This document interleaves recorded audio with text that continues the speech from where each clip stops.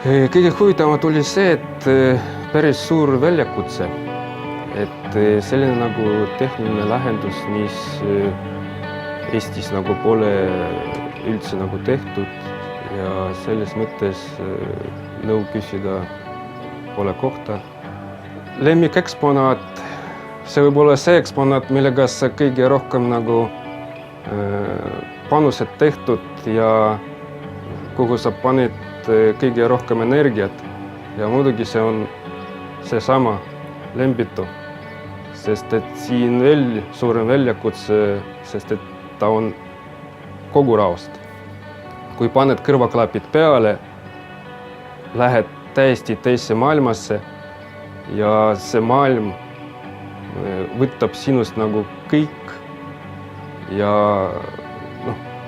toob sind nagu teise ajasse.